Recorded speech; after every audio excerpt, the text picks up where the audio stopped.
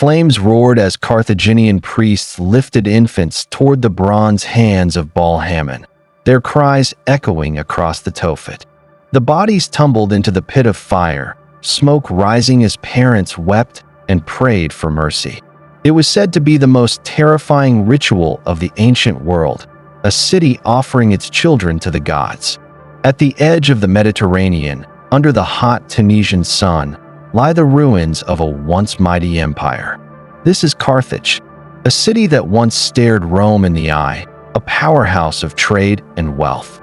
But when archaeologists dug beneath its faded glory, they found a secret, a place that has haunted historians for over a century.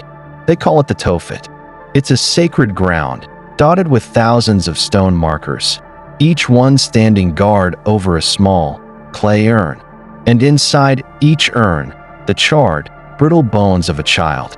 For decades, this discovery felt like horrifying, undeniable proof. Proof of a sinister cult at the very heart of Carthaginian society. A cult that demanded the ultimate sacrifice from its followers, their own children, offered up to a fearsome, hungry god. The story seems as clear as it is terrifying. But what if it's not? What if this story, told for 2,000 years, is actually a lie? What if these thousands of tiny skeletons don't point to a terrifying ritual, but to a calculated smear campaign? A piece of ancient propaganda so brilliant, so sinister, that it was used to justify one of the most brutal genocides in the ancient world. Today, we're digging for the truth, buried for millennia, to ask the question, did Carthage sacrifice its children, or was the city itself the real sacrifice? To understand the accusation, you have to picture the scene of the crime. The Tophet of Carthage isn't some grand temple. It's an open-air enclosure, a space that feels like both a sanctuary and a graveyard. When archaeologists first started digging here in the 1920s, they uncovered layer after layer of buried urns, spanning centuries. The final count is estimated to be as high as 20,000. 20,000 urns, each holding the cremated remains of an infant. And these weren't simple burials. Many urns were marked with stele, stone slabs carved with symbols and inscriptions. These were dedications, vows made to the two main gods of Carthage, the goddess Tanit, a kind of celestial queen, and her partner, the powerful god Baal Hammon. The inscriptions are chillingly direct. Again and again, they sound like a transaction, stating that the gods heard my voice and blessed me. This discovery landed on a world already prepared to believe the worst about Carthage, thanks to the surviving accounts from their enemies. The most graphic descriptions come from Greek and Roman writers. Diodorus Siculus, a Greek historian, painted a monstrous picture. He described a huge bronze statue of the god, which he compared to the Greek Cronus. Its hands were stretched out, palms up, but sloped down toward a pit of fire. He wrote that when a child was placed in its hands, it would roll down and fall into the flames.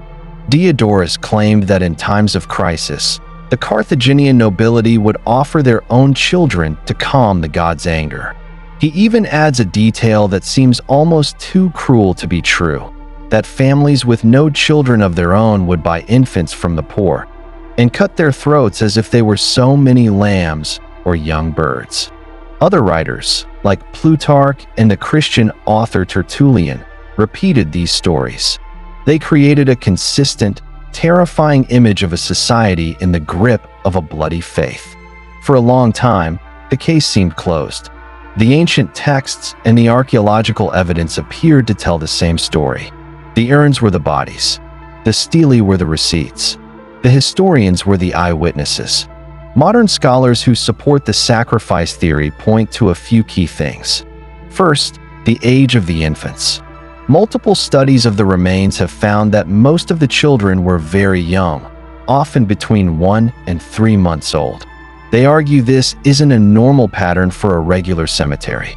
While infant mortality was tragically high in the ancient world, it usually peaks right at birth or in the first few days. The spike in deaths at a few months old seems selective. It suggests a specific age was preferred for the ritual. Then there are the animals. Many urns don't just contain infant bones. They're mixed with, or sometimes replaced by, the cremated remains of small animals, usually lambs. The logic seems simple. The animals were definitely sacrificial offerings. If they were sacrificed and buried in the exact same way as the children, sometimes in the very same urn, doesn't that imply the children were sacrifices too? Proponents argue that a sick or stillborn child would be a poor offering to a god. Why offer something that was already broken? They believe these were healthy children, given up in a moment of profound, if terrifying, religious belief. Scholars like Dr. Josephine Quinn of Oxford University argue that when you put it all together, the evidence for sacrifice is simply overwhelming. They suggest we're judging the past by our own moral standards. To the Carthaginians, this might have been a rare, elite, and deeply pious act for the good of the whole community, a way to win wars or end famines. It's a horrifying thought. A city so desperate for divine favor, it would commit the unspeakable. And for decades, this is where the story ended. But then, scholars began to ask a question that would blow the whole case wide open. It seems like an open and shut case. Horrifying, but clear. There's just one massive problem. The story of Carthaginian child sacrifice is told exclusively by their enemies. Not a single Carthaginian source has ever been found that describes this practice. All the lurid details, all the condemnations, come from the Greeks and, most of all, the Romans. And Rome didn't just dislike Carthage. Rome hated Carthage. For more than a century, these two superpowers were locked in a series of titanic struggles called the Punic Wars. This was a fight to the death. The famous Roman senator Cato the Elder supposedly ended every speech he gave, no matter the topic, with the same 5 words: Carthago delenda isti. Carthage must be destroyed. This wasn't just politics, it was a deep, existential rivalry. And in the ancient world, wars were fought with words as much as with swords. Propaganda was an essential weapon. If you want to justify an aggressive war, motivate your soldiers, and rationalize the complete annihilation of an entire city, what better way than to paint its people as monsters? How do you justify burning a city to the ground and selling its people into slavery? You tell the world, and you tell yourself, that they're inhuman, that they murder their own babies in the fires of a demonic god. The stories of child sacrifice were the perfect tool to dehumanize the Carthaginians. They turned a rival into a moral cancer that needed to be brutally cut from the face of the earth. So we have to ask, are we reading historical fact, or are we reading a masterpiece of wartime propaganda? If we set aside the words of their enemies and look at the Tophet with fresh eyes, a different story starts to emerge. It's a story not of horror, but of profound sadness. What if the Tophet wasn't a place of ritual murder, but simply a cemetery? A special, sacred burial ground for the most vulnerable people in Carthage.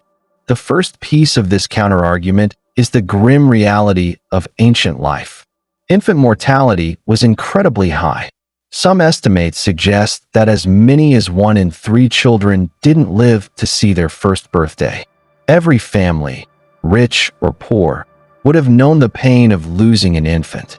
In a huge city like Carthage, this means thousands of natural infant deaths every single year. Suddenly, the 20,000 urns collected over several centuries don't seem like evidence of a death cult. In fact, some argue it's far too few graves to account for all the children who would have died naturally.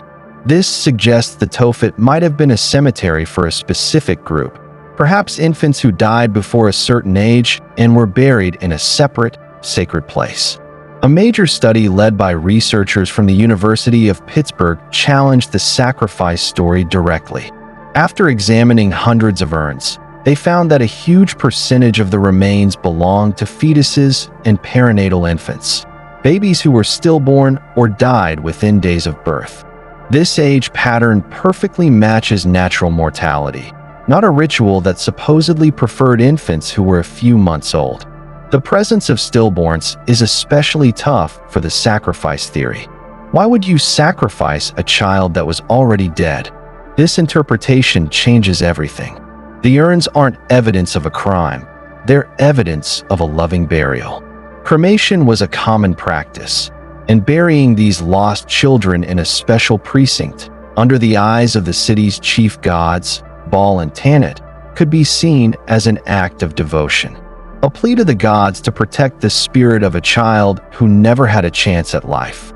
The inscriptions, "The gods heard my voice and blessed me," could be a parent's solemn prayer, a hope that their lost child was accepted by the gods, not a receipt for a transaction. And the animals? In this version, they aren't companions in sacrifice. They're substitutes. They are votive offerings buried with a deceased child to honor their memory. It's a ritual of remembrance, not murder. The propaganda argument also gets stronger when you look at who doesn't mention the practice. Polybius, a Greek historian who lived through the final Punic War and was with the Roman general Scipio when Carthage was destroyed, wrote extensively about the conflict. He was in the perfect position to know. Yet, he never once mentions child sacrifice. For such a key source, his silence is deafening. Scholars who argue against the sacrifice theory, like the leading Tunisian archaeologist Mohamed Hassan Fantar, believe the whole story was a vicious lie. They see the Tophet as a child necropolis, a cemetery born from the tragic reality of high infant mortality, its story twisted by conquerors into something monstrous. So, we're left with two completely different interpretations of the same silent bones. The debate today is as fierce as ever. On one hand, you have the case for ritual sacrifice. The ancient texts from Greek and Roman authors are explicit, even if they are biased.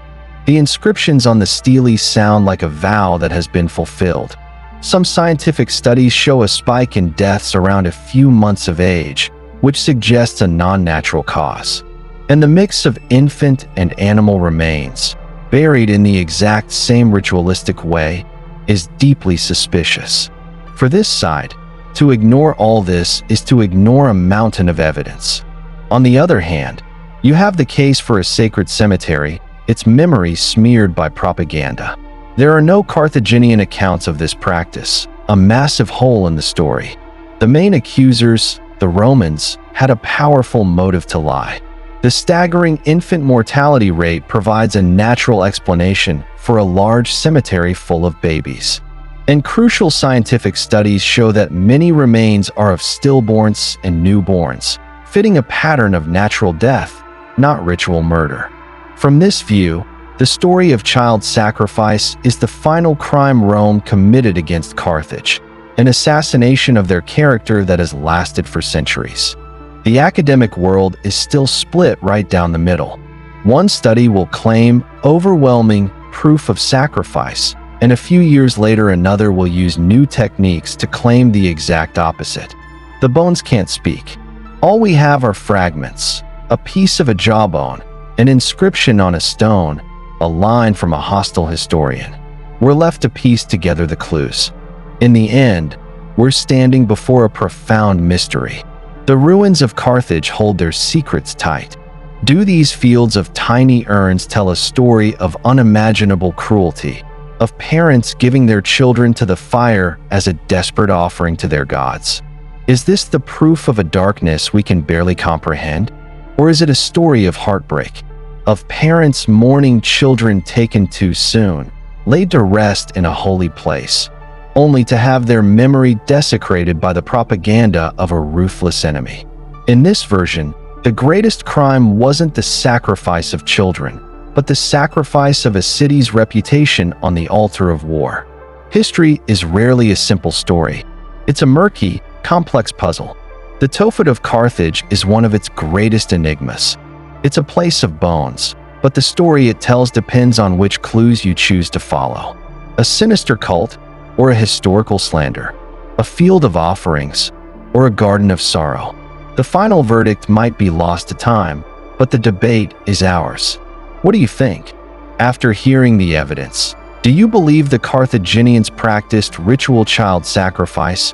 Or was this a masterful and enduring piece of Roman propaganda? Let us know your theory in the comments below.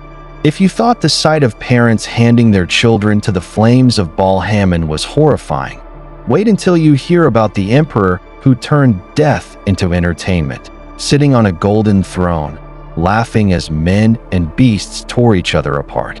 Click above to witness the reign of terror of the emperor who fed prisoners to lions for sport.